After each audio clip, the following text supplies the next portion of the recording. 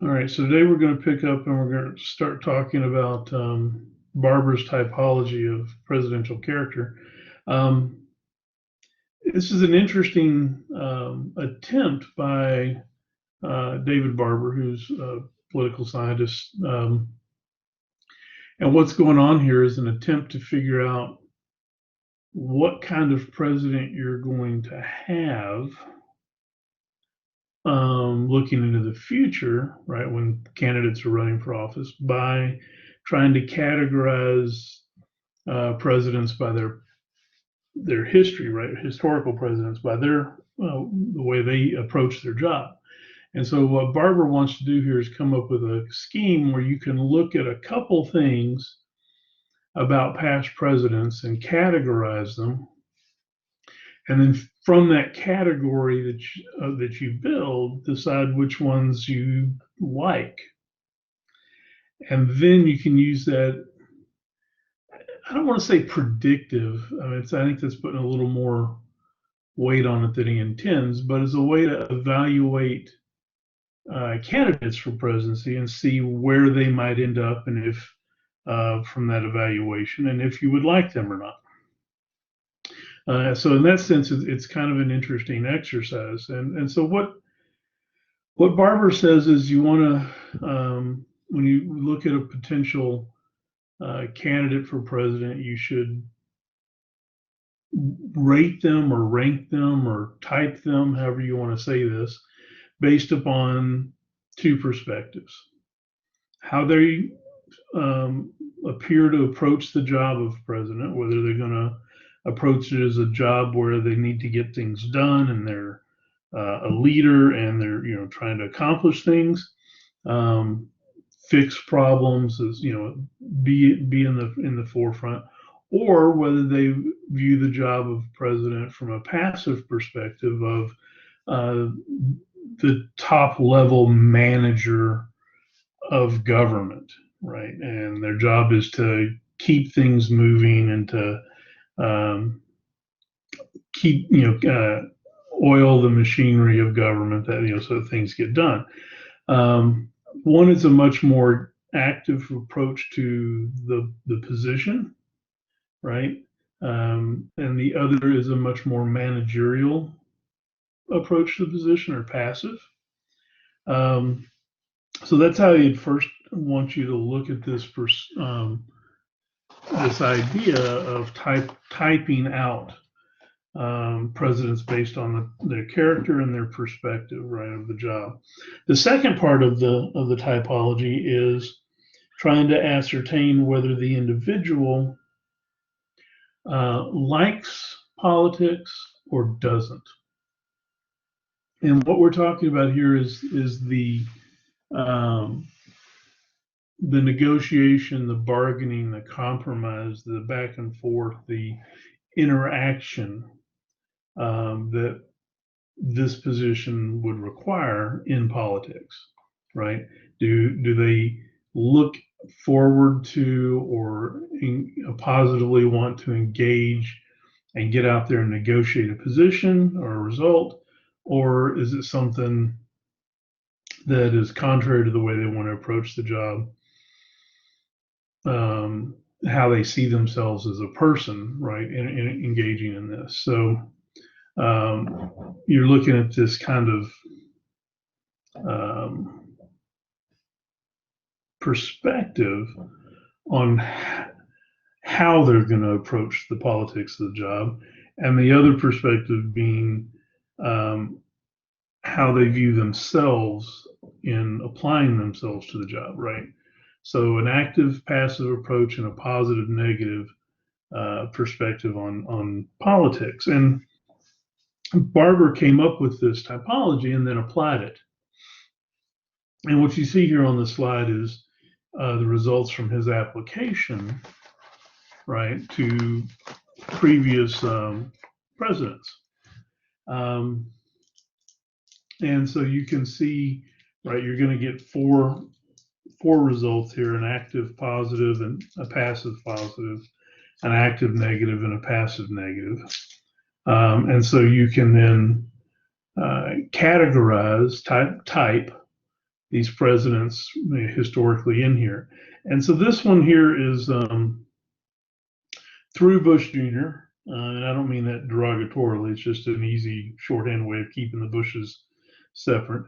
Doesn't include Obama, doesn't include Trump. And that's because I want you to do this process for those two yourself, right?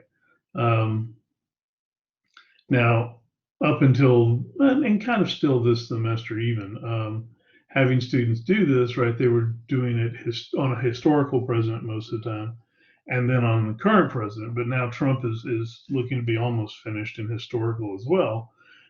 So I'll probably add Obama to this later and then do it on Trump and Biden, assuming everything falls into place the way it looks like it will. So if you look at this, you can see that most of the folks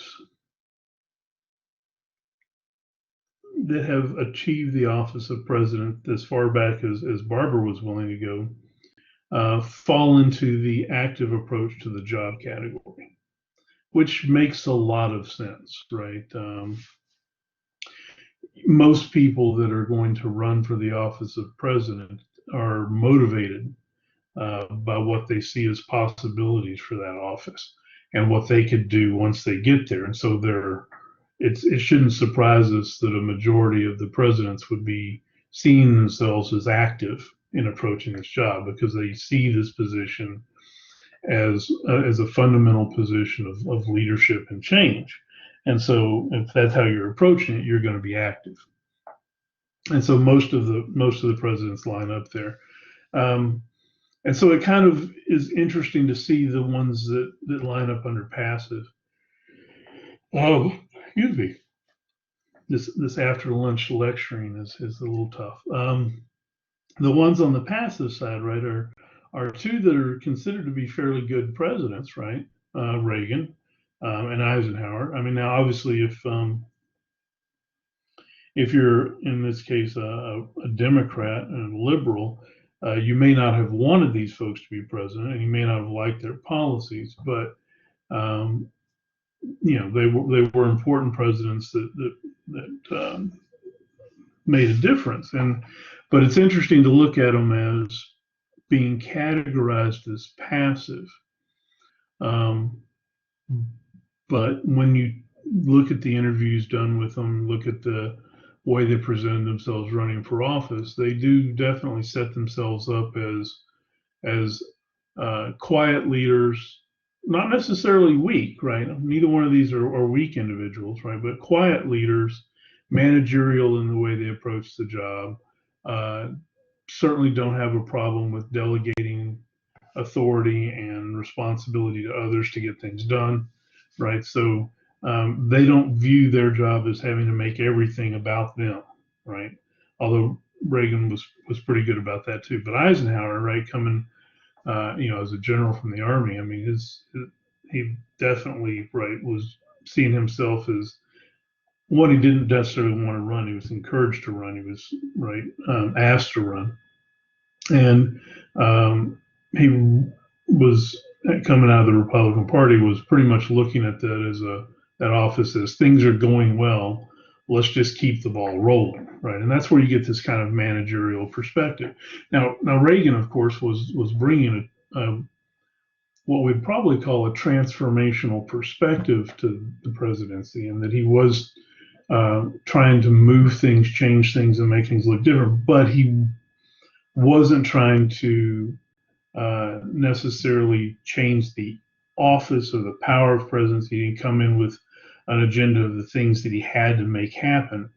Now, he certainly did have some things that he helped make happen and drive when he was in office, but very much conservative and passive in his approach to the job. Look at these others, and on the active side of things, and we obviously see a lot more here. And these are folks that had an agenda, right? Had a perspective, had something they wanted to do with the office, right? And so they definitely had an active approach to the job. The other axis here is whether they had a positive perspective of the politics of the job or a negative. Um, and what I find interesting here is that you look at the negative, and there's only one Democrat down there, and that's Johnson, right? And Johnson didn't have a fairly a positive perspective of politics, period, whether he was engaged in them or not. For him, it was almost always a case of necessary leverage, and he'd much rather have ordered people to do things and expected them to get done than to have to negotiate his way to getting things done. Although he was a pretty strong negotiator, but he did it from a position of this was a nasty necessity, and he much rather just told people go do this and expected them to follow that and listen to it. Same with Nixon. Nixon was very much, while he was good at politics and could manage to get results out of it, was much more of perceived the office as a position where once he was there, he expected people to do what he told them to do.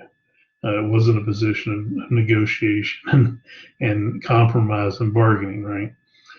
Whereas if you look at the top of the typology here, this top left corner, right, you see folks who, right, some of them reveled in the politics, right? They absolutely enjoyed getting in, mixing up, debating, and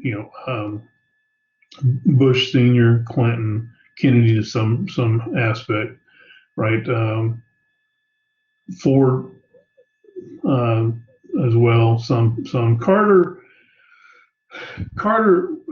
is a kind of interesting case to see put in here because in some of his, you look at Carter sometimes, he doesn't seem to be that much enthused about the negotiation and bargaining process, the politics that goes on, but he was incredibly good at talking to people and empathizing with people and figuring out what could be a win-win kind of situation. His big problem as a president was he was a micromanager and he couldn't delegate to anybody. He had to do everything himself, which is a problem when you're president. I mean, there's too much for you to do everything yourself. So I think Barber's onto something with the way he's looking at coming up with these two perspectives on how they approach the job and how they approach the politics of the job. The question though is that once you get these presidents typed out this way and you get them into their appropriate boxes, does it actually give you any insight into what you would like as a president and the type of president you would like, right? Do you look at any of these boxes and go, that's the box that has presidents in it that I think are doing a good job, and so I want to look for my next president with those type of characteristics and perspectives. So where do you think, if you were to look at Obama, where would Obama fit in this typology? Active or passive?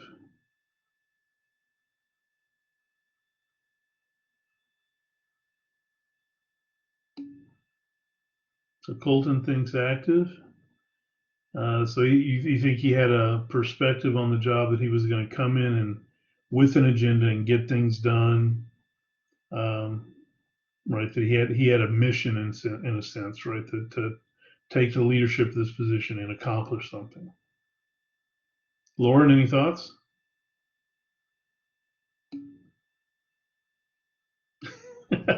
Fair enough. Fair enough. I think Colton's onto something on this one, right? Because I think when you look at the situation, Obama's coming in his presidency. One, he's got right a huge cultural leadership perspective in the sense of right being the first African American president. He's got to lead, and he's got pressure to be seen as in a positive perspective for that. Also, he had some fundamental, right, the country had some fundamental challenges at the time that as president, I think he was expected to lead us out of. One being the economic recession that we were in, right? And so I think he definitely came into the job with a perspective that he needed to be an active, engaged president. Um, on the appreciates, likes politics, or doesn't like politics, any ideas? This is a little tougher, right? To find, I think, a clear perspective on. Positive. It can definitely make an argument for positive, right? I mean, um, we see him, right, in many instances trying to be hands-on, which required, right, bringing in his own leadership group, bringing in the opposition leadership group, meeting with them, trying to negotiate, and those are all indicators that he kind of might have enjoyed the nitty gritty details of getting things worked out. Um, However, he also delegated quite a bit, meaning he would give jobs to Biden or somebody else and say, "You go do the negotiations and hammer this out, and then bring me what you can," right? Which might lead us to either think he's a little passive or he's negative, right? Either he didn't want to do it, right? He didn't see the job as belonging to the president, or he didn't want to engage in the politics. So for me, when I look at this one, I have a hard time clearly placing him in either of those boxes. Sometimes I think he when you're watching him, he comes off as kind of imperious in the sense that he really wanted to just give orders and expect them to give them carried out, but knew that that wasn't going to work. Um, and that's a different recognition. It would tell us that he had a negative perspective on politics, but recognized the necessity of engaging in them. And sometimes watching him, I got that feeling. So for me, I have a hard time choosing which one because I can find solid arguments and perspectives for both. And that's part of the problem when you have a situation like Foursquare typology here, right? You're asking to box people in to a category that is maybe not as clear cut as you would like to think it is, right? And so you're kind of forced in this binary choice, and maybe it's not a binary question, right? Um, you put him right on the line, huh? I would like to actually to hear some the past presidents ask something like this, and maybe some of it's out there and I just don't know. So let's do Trump, right? We've done Obama. Let's do Trump. Active approach to the job or passive? Yeah, I think this one's pretty easy on active. Lauren's going to go ahead and give us the negative too, right? Definitely, I think active, right? He wants to get things done. He has certainly had an agenda for coming in. I mean, you listen to him running for president the first time and the second time, and he's telling you, right, I'm going to do things. I'm going to break things. I'm going to, right, uh, cause things to be, right, uh, re-looked at and reconsidered, and I'm going to do things differently. It's definitely not just a manager kind of perspective, is it? And then on the positive negative approach, yeah, I would find it hard to argue that he likes the politics. I really see him as uh, and this is part of the persona he wants to put out there, right? As the decision maker, right? Not the negotiator. Although he talks about being able, right? He's the best at making deals, right? He's the best at negotiation, but we don't actually see negotiations from him. We don't actually see deal making from him. We see trying to force decisions, right? This is what I want. This is what we're going to do. Go do this, which as a leader in a leadership position is certainly a way you can approach that job, but it doesn't seem to give us a positive perspective on him engaging in politics or wanting to. So I think I would agree with you, Lauren, that he's active negative, which puts him there with Nixon and Bush Jr. and Johnson. Um, so now we can project out on Biden, right? And for me, I don't know. I know Biden from his time in the Senate. I know Biden as vice president. Um, so kind of, for me, I've got a history to look at. For most of you guys, as being younger, you've got his vice presidency and then his campaigning as most of what you're going to see. And that might be a little different perspective for you than what the perspective I have. So active or passive for Biden?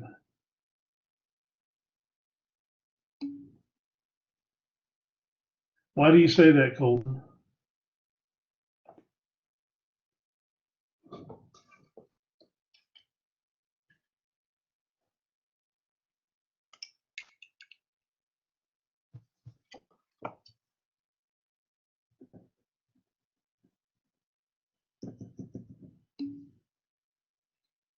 He does plan on undoing most of what Trump did, and he talked about that. Is he undoing it because um, he wants to be changing things, or is he undoing it because he thinks the way it was prior to Trump was appropriate?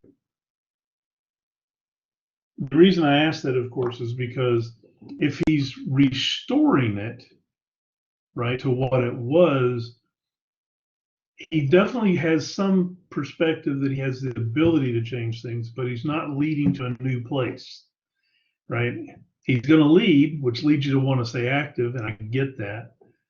But it's almost restoring through management, right? Here's the way we've always done things. We had this right person come in here for a while that upset everything, and we're just going to restore it. So it's I don't know, right? I mean, to me, it's a tough one. You want to put him, yeah. So it seems like he would look for others for assistance and picked an aggressive vice president. I think he did pick an aggressive vice president. And I'd like to know how he views himself in that new role. He was pretty active as a vice president, right? And you look at some of the things he tried to do in the Senate, and he was right out in front and leading and trying to make change. So when I see the history, I think he's going to be active. But I'm also wondering if he finds himself managing change back to the norm. So if he sees himself as a manager, not as a change agent, then I wonder if he's passive or active. The fact that he's picked Kamala shows kind of a lean toward active, right? That he's gonna engage people, bring people into the process that are for change, right? And if whether you like the change or don't like the change is really not pertinent to characterizing them, but then you look at the lady that he picked to run Federal Reserve, Yellen, and she is a very middle of the road, do things by the book and history and stability and very much calm so in that kind of sense it's back to managerial. So I mean he's going to be a tough one on this one. I think um, I think he's going to be more active in the sense that he does have, at least in some of his political planks, he's talking about making things better for groups of people in the society, right? And that would definitely be an active approach, right? If we're going to fix things, more justice, criminal justice change, economic justice, environmental, right? Putting Gore as environmental czar or whatever. Those things tend to lead me to think he has got some changes beyond just going to back the way it was.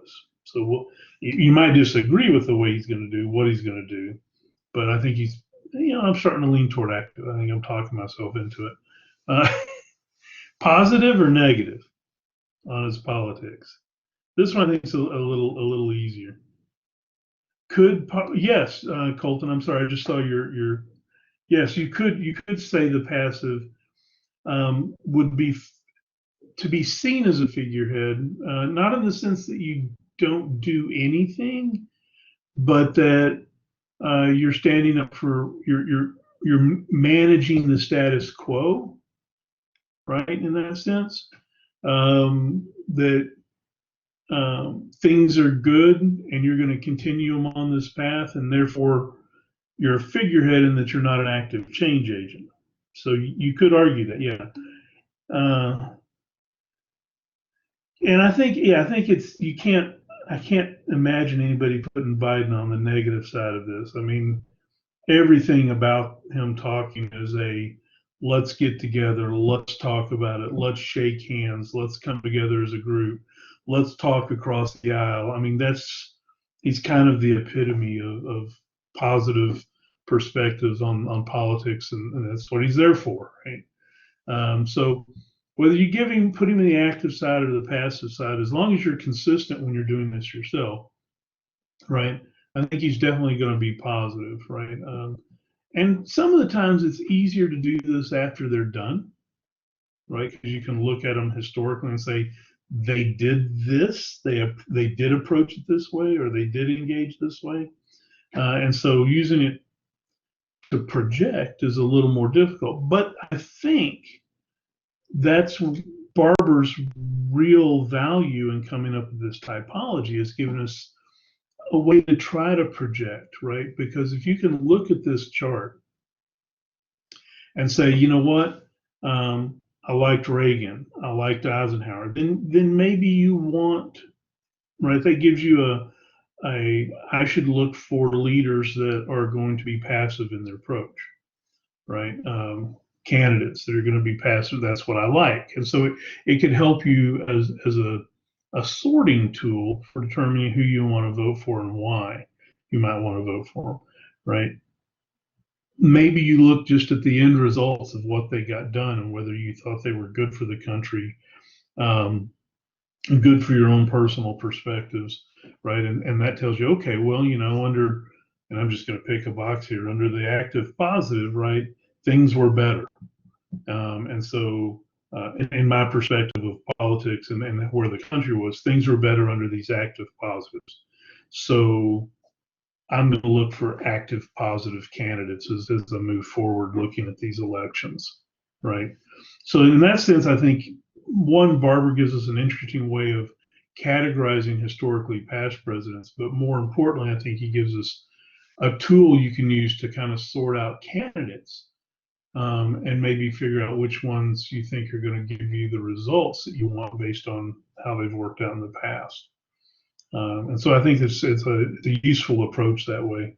Um, and so I like to present it so that people can take a look at it and think about it some. Because so many times when you ask people, well, why are you thinking about voting for this person versus this person?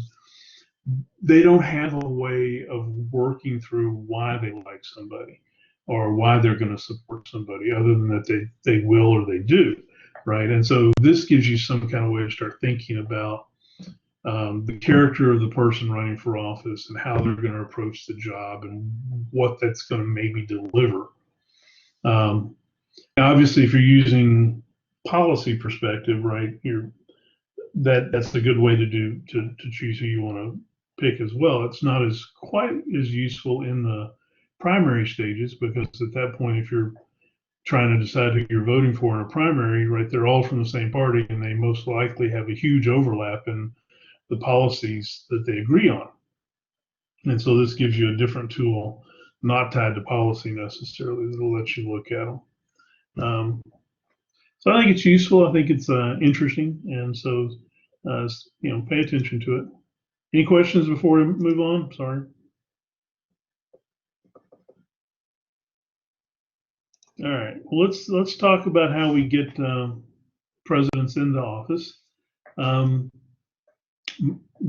of the time we elect them, which is a good thing, right?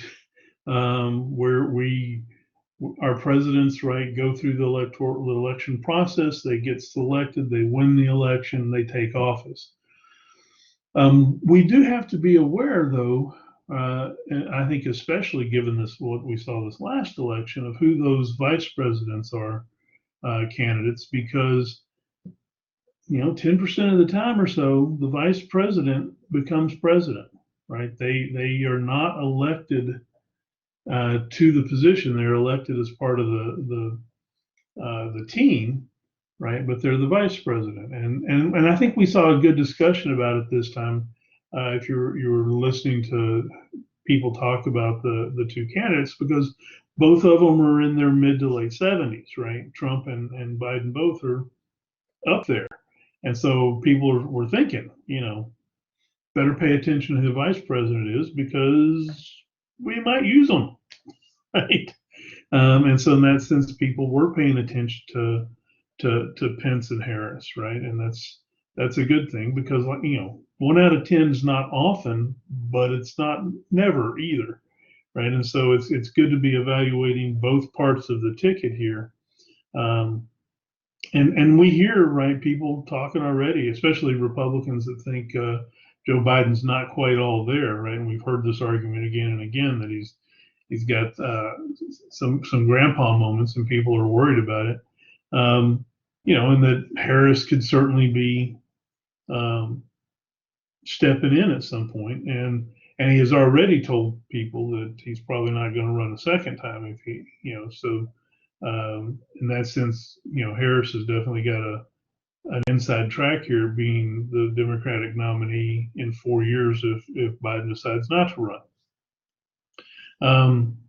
And it was the same thing with Pence, right? I mean, when Trump went to Walter Reed and no one knew why, or when he went because he had COVID, right? People were starting to think, wait a minute, right?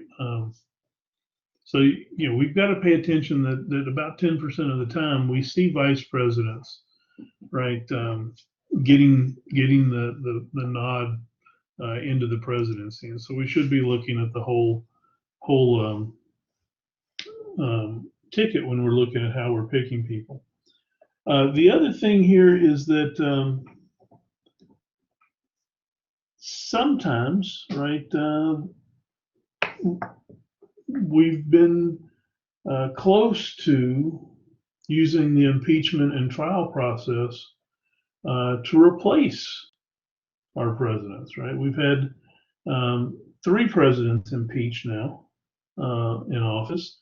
None of them have been convicted and removed from office, but that is another way that another path to the presidency would be that you, administratively and for cause and through a trial, take a president out of office.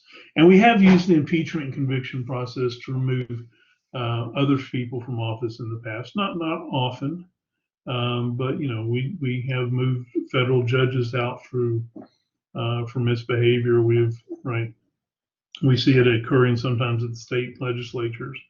The idea here is that you've got to have a way to ensure that when someone's in the office of the presidency, they don't they're not up there using the office as a criminal enterprise. And so the impeachment and conviction process is a way for someone that's violating the Constitution, violating federal laws, to be held somewhat accountable. Now, it's a slow process. I think that most of the time, it's one where the threat is carries enough weight that people don't want to obviously be impeached, and no one's been convicted. But the idea here is that you've got to have a way to get someone that's a criminal doing criminal acts, doing treasonous acts out of office. It's the House, right's job to bring a charge of impeachment. It's their job to generate the investigation and the evidence, and then to recommend to the Senate to have a trial if they find enough evidence. And so in a sense, the House acts as a grand jury, and then the Senate acts as a jury, a court. And the idea is that the House will conduct the investigation, the House will find all the information and the evidence and make the case and package it all up, and then they will vote based on what they have to decide whether to recommend conviction or not. And if they do, then they have impeached that person. And then it shifts over to the Senate, and the Senate then holds a trial. The Chief Justice comes over from the Supreme Court to administer the trial. And right, the vote that comes out of that will be a conviction to remove them from office or not. All three of the impeachments that we have seen, Andrew, always get my head confused, Jackson and Johnson, Andrew Johnson, I think, right, Bill Clinton and Donald Trump, have their impeachment from the House was incredibly partisan. If you look at the votes, right, split among the party in pretty clear lines, which right there should give people pause, right? If the two parties in the House that are looking at this split right along party lines, that means there's an awful lot of politics and maybe not as much evidence that's in play here. That being said, there doesn't have to be evidence, right? This is a political exercise, and it's understood to be a political exercise. And so that's why the conviction requirements in the Senate are much harder to reach, right?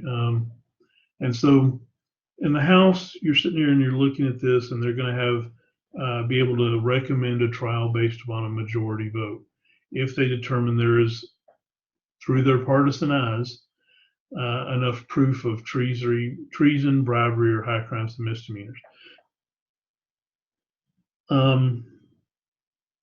We're not sure exactly what high crimes and misdemeanors is defined as, because there's no clear definition in the Constitution or anywhere else. There's historical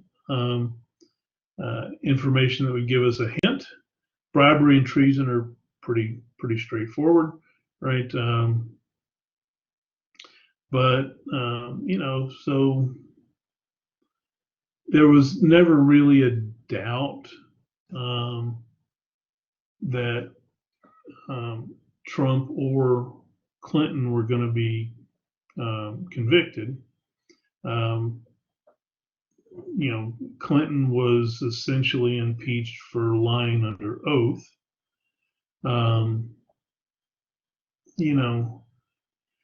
Trump was impeached, for the same thing, right? I mean, it was one of many lies, right? But there were and obstruction, an argument of obstruction of justice, right? Obstruction of investigations and such, which is definitely getting closer to a high crime or a misdemeanor. Again, though, very, very political, right? So if you're successful in the House of getting a claim of impeachment laid out there, then that recommendation rolls over to the Senate. And notice that the Senate requires not a majority vote to get a removal of someone from office, but a 2/3 vote for that conviction. And that's that. I mean, that's an understanding that this will always be an action that is going to bring lots of politics, lots of partisanship into this. And so you require a high level of agreement, because you want to make sure that there's enough there that it moves people across the party lines, right?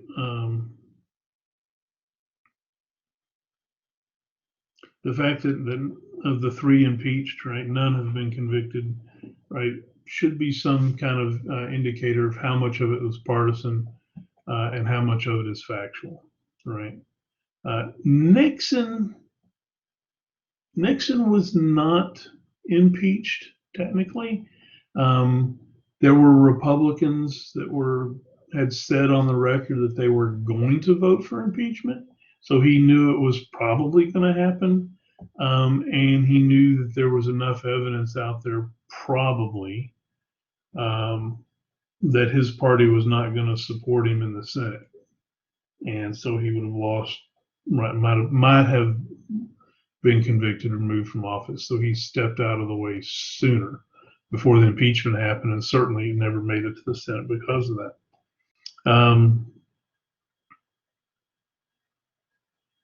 He also negotiated his exit to make sure he didn't get in trouble after the fact. He was seems to have been a little worried that there was enough evidence that he might have actually been convicted of some of his actions criminally once he was out of office. So he got a preemptive pardon from Ford. And part of that was, I'll step down if you make sure I don't go to jail. So we never got to see that. So we've got the mechanism there to remove people from office if we need to, even the president, but it's a hard thing to do. One thing you're doing, if you think about this, right, if you're looking to impeach and convict a president, it's the only office at the federal level that all of the Americans had a chance, right, of actually picking.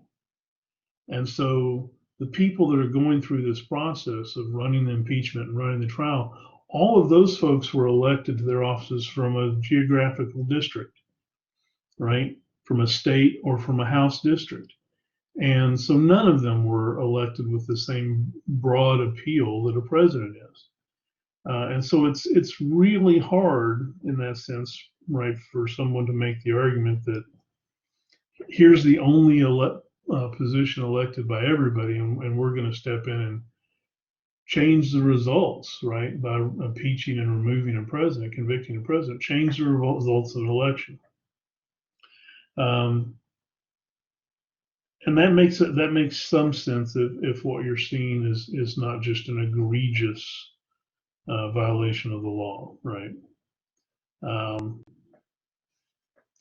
If you talk to some Democrats, they thought that there was serious and egregious violations of the law with Trump, and that conviction was not only arguably a result, but was needed to happen. If you talk to Republicans around that situation, right, they'll tell you that the Democrats, in conjunction with the media, the liberal media, as they'll put it, right, have been stewing an impeachment process and conviction for Trump since before he even got elected. And that just kind of really accentuates that partisanship that we see and why we have a 2/3 level to convict, because it's needed. Thoughts or questions?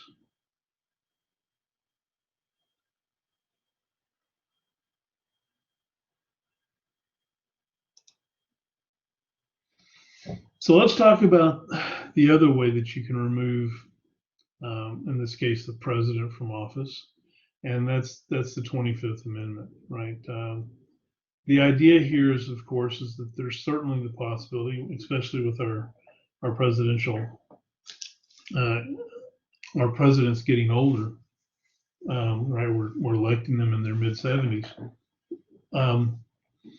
That disability might be a serious issue that we have to deal with the president in office, right? And we've certainly had presidents that were deteriorating, their health is deteriorating in office in the past. It's one of the reasons the 25th Amendment was worked up, right? Is because it's could be seen to be a necessary element here of taking care of the leadership of the country. So the 25th Amendment, what it does for us is it gives us a way to both temporarily and permanently remove a president from office because of some sort of disablement, right? So what it allows is for the vice president and the president's cabinet, right? Those directors of departments, those the cabinet members that the president has picked personally to work with him. So basically, the people that would be expected to be the most loyal, right, because they were handpicked by the president to work with the president, people we expect to be most loyal, and the people that are working with the president on a day-to-day basis and can have access to the president all the time. This is the group of people that the 25th Amendment gives the ability to declare a president disabled and to promote the vice president to acting president, right? So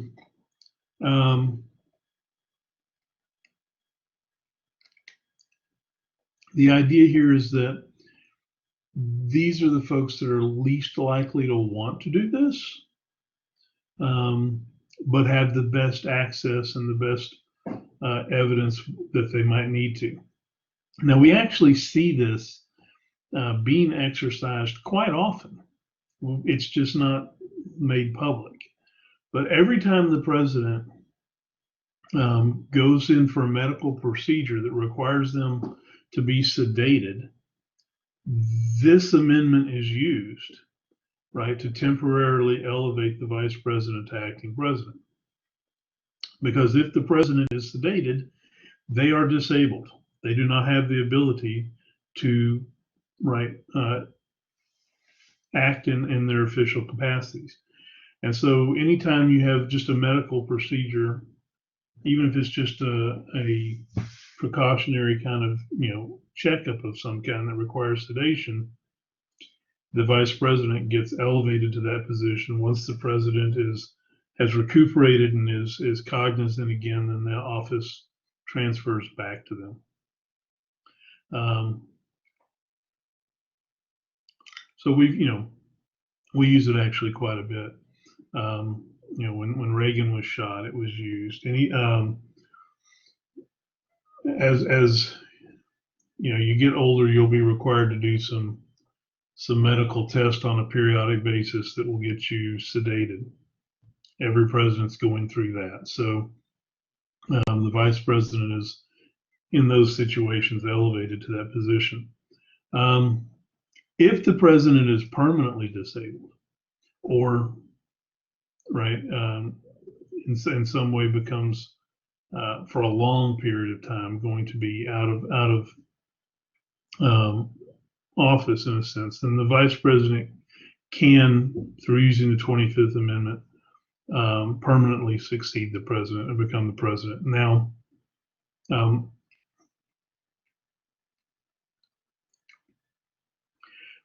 we've only seen this, right, when presidents have died in office, but it could be used obviously as if a president became mentally incapable of fulfilling their duties. It could be used there as well. And then they would fill out the vice president position by picking someone to work with them.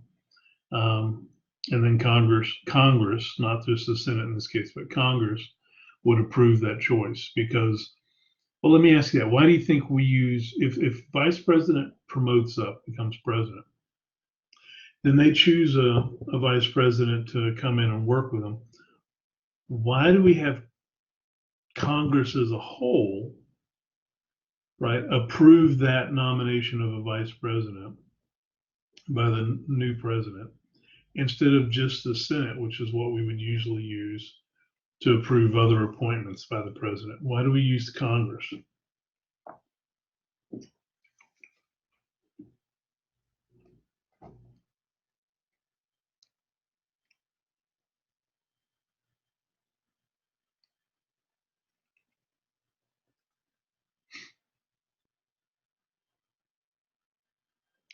Think about how we got that vice president to begin with.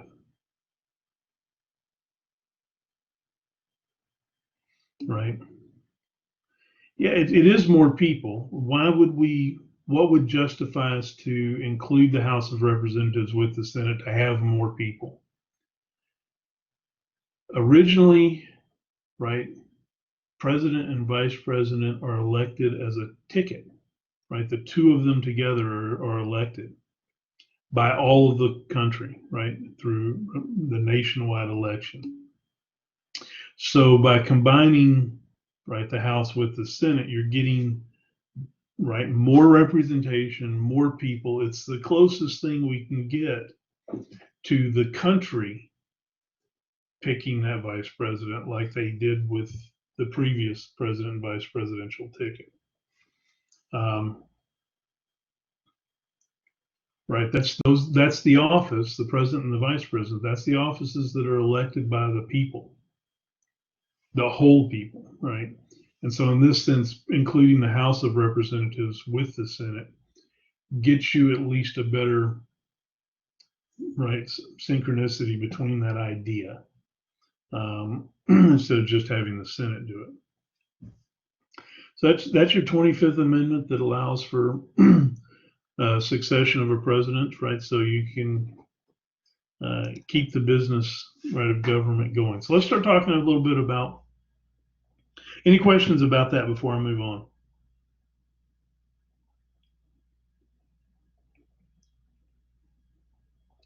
So let's talk about what a president can actually do. What are their powers? What's the powers of that office? Ideally, we want to look at the Constitution first, right, and see what it has to say. And what we find out is it doesn't say much, right? It tells us that the president's job is to uh, faithfully execute the laws of the land, right? That's the oath that they take. That's what's in the Constitution that describes their job. Um, so executing the laws of the land means to implement what the legislature has put into place, what the legislature has passed, and as president they've signed. So their job is to take legislation and make it work, which means that executive branch, that whole bureaucracy that's under them, right? That's the job of that bureaucracy, is to implement policy. And the job of the president is to be the leader of that whole executive branch, and then make sure that legislation is enacted, right? That it is the law of the land, that it is executed, and that it is, right, something that we will all follow, right? That comes down from the executive branch. The office is a lot broader in its scope than just executing the laws of the land. From that, when you look at what comes under that and how we've looked at the position of presidency, right, the Constitution gives us a little bit more, but that the president's going to be responsible for negotiating treaties and recognition with foreign countries. So you combine that with the idea that they're going to execute the laws of the land, which would then be the treaties that they've negotiated. Their job is to be out front. Their job is to be the representative outside the country, of the country, right? When you look at a leader of a country, a president or a prime minister, right? That's kind of the face of that country. That's kind of, that's the first perspective you have of their political power and what their country is doing and where they are in the world. And that's the same for us, right? The president is our forward-facing office for the country as a whole. And they play prominent roles in representing the country as a whole to other countries. Because of that expected leadership, because of that perspective out in front, president has the ability to lead in a lot of different places where the Constitution is silent on any particular action. And so in that sense, it's an office that can expand its powers, an office that can, right, have more impact than is actually written in the Constitution. I've got here at the bottom of this slide, the bottom of this slide, 3 ways that presidential power has expanded.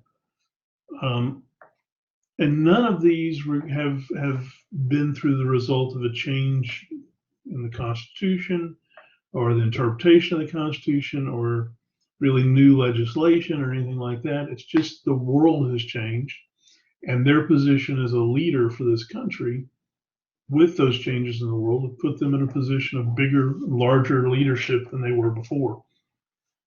The fact that historically we've emerged, the United States has emerged as preeminent power in the globe. With that comes an expanded recognition of the power of the presidency, right? If you're the most powerful military in the world and one of the most powerful economies in the world, then the face of your country, right, that person that's the leader of your country as a whole, has a lot more opportunities than someone that's of a much smaller country, right? So our international prominence, as that's grown, the effectiveness of the president, the ability of the president to be a leader has grown. You can see that by looking at the way other countries respond to what our presidents do and say, right? There's an expectation in these other countries that our president is going to make a difference.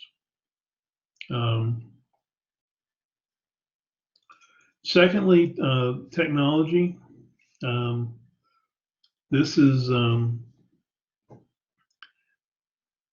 really, I think, enhanced the power of the president as a leader, an international leader, as well as a national leader.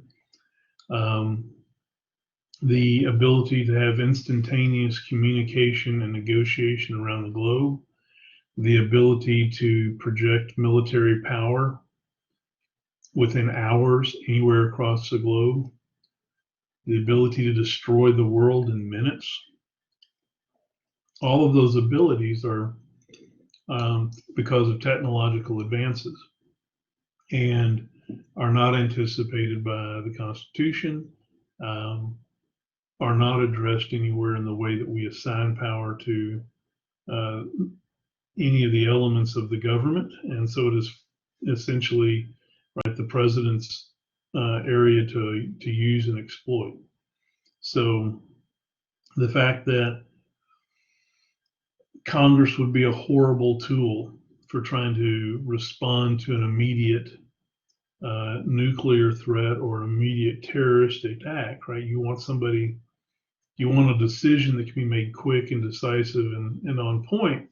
You don't want to have to go negotiate your way through 535 people to get a decision. So because the world has changed so much and things have gotten so faster and the reach has expanded and the world has shrunk in a sense because of technology, the president's put into a position of being the natural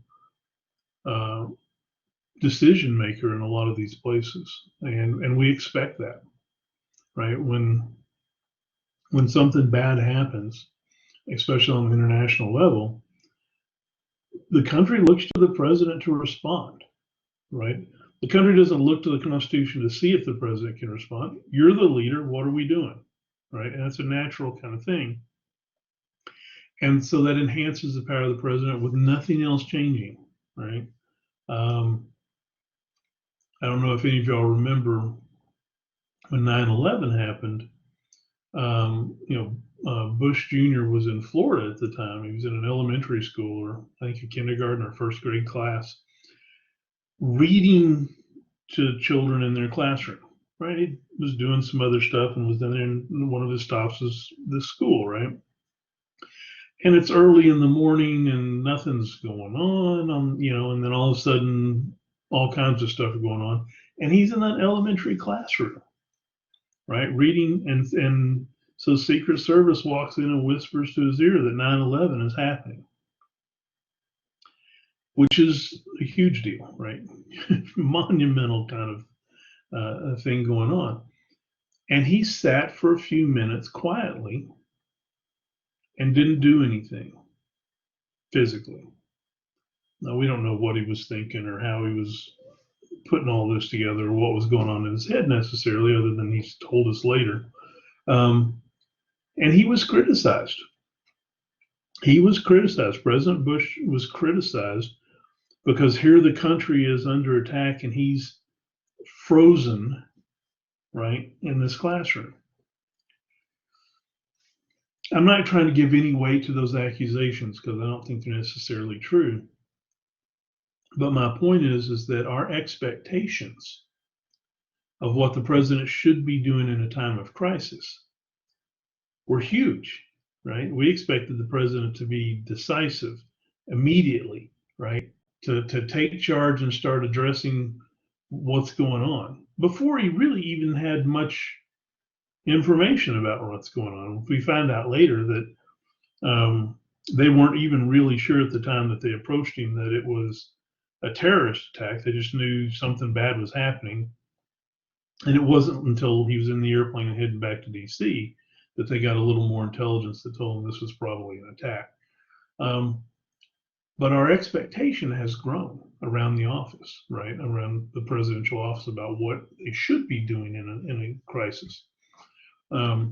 So his power is expanded. When the expectation is there, it's going to be filled, right?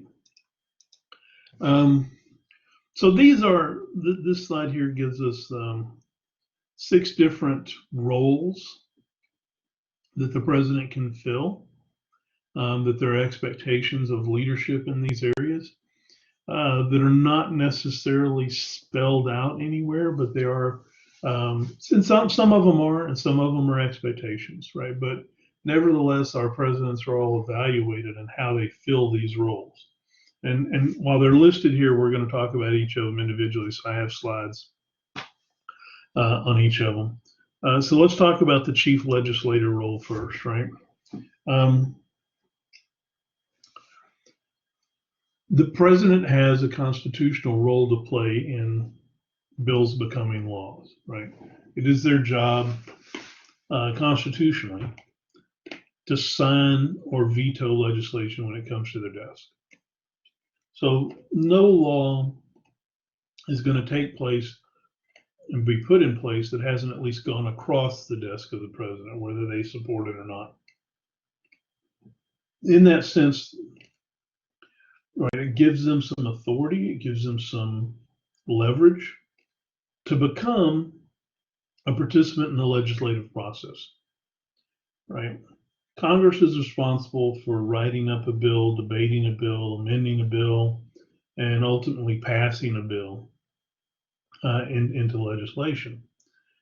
But because the president has a defined part of signing a bill to make it law or vetoing a bill, they have the opportunity to engage in politics, negotiation, bargaining with the legislature, right? With the House and with the Senate, with each individual members of the House and the Senate, because they can tell them, look, this bill is going to end up on my desk. Do you want it to become law the easy way, or do you want to have to try and overcome a veto, right? And get a super-majority to pass this over the top of it. Most bills, right, if they're vetoed, die. They don't get the support needed to override a presidential veto. So it's a serious threat, right, to legislation if a president's not on board with it. And so if there's good politics happening between Congress and the presidency, in most cases, we expect legislation to show up that already has some imprint from the president on it, right? You want that legislation to be something that gets to the desk of the president, and they've already know what's in it and what's coming and can say yes or no to it. And if you watch the news, right, we see the president engaged in this kind of negotiations all the time, right, and being able to show leadership in a legislative arena. So it is right important, an important place that they can exercise some leadership, try to influence legislation. If they see themselves in that active role that we talked about under Barber, this is a place for them to be active, right? If they see themselves as more passive, then right, they may just sit back and wait for it to show up on their desk and just with the stroke of a pen go one way or the other. So if that's the case, right, they're not exhibiting as much leadership as they could, and that's your choice, right? If the president, of course, signs a bill into law, then it goes forward as the legislature has written it. They do have the ability to veto law and send it back to Congress and say, if you want me to sign this, you're going to have to make these changes. Right, here's the reasons why I rejected this legislation. There is a unique situation where bills can become law without the president's signature. It's a timing issue of when legislation reaches the desk of the president. So remember when we were talking about Congress, we're talking about that, they come in, they have a session, right? They're going to meet for a certain amount of time. And all of the congressional business is to be done during that session, which means, right, at the end of a session, if you're struggling or trying to get something taken care of legislatively, it's possible that Congress won't get their job done with the bill until just a few days before the session ends.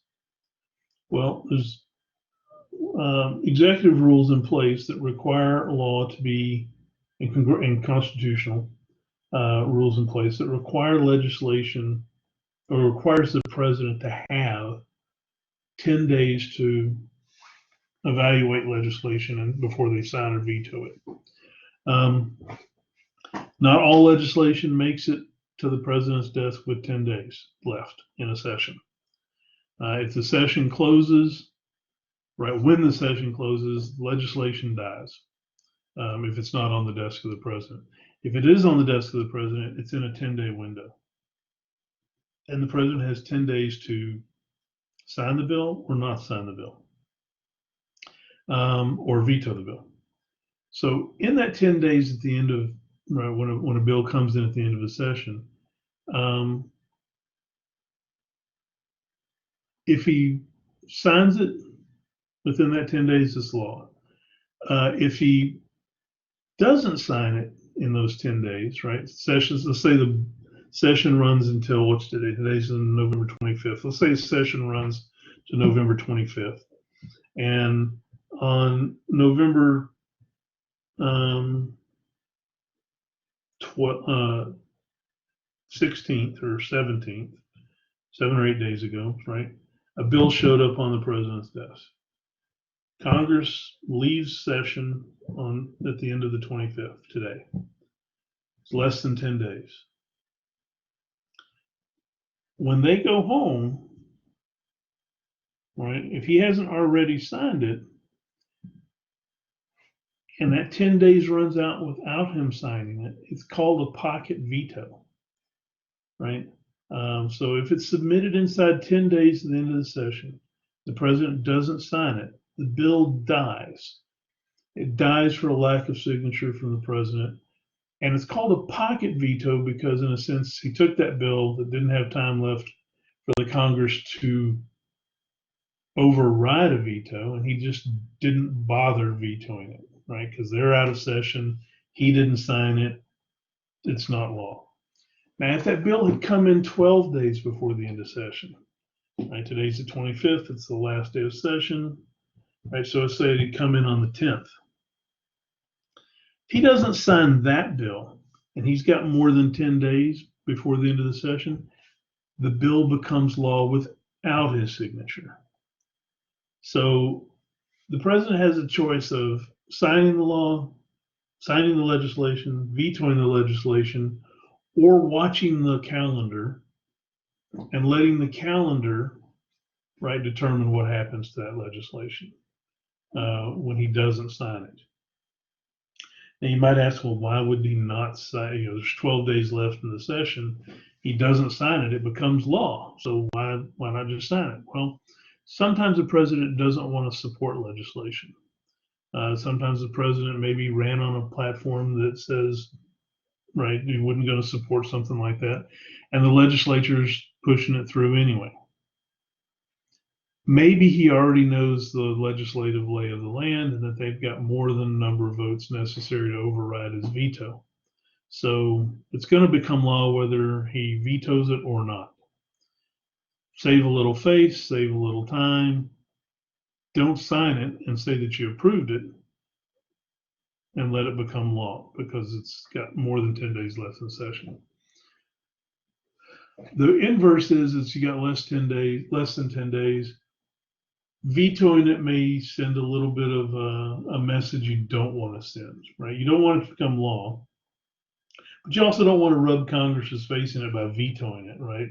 And putting that John Hancock on there that I disagree. So you just let it kind of quietly die, right? If it's inside the 10 days. That make sense?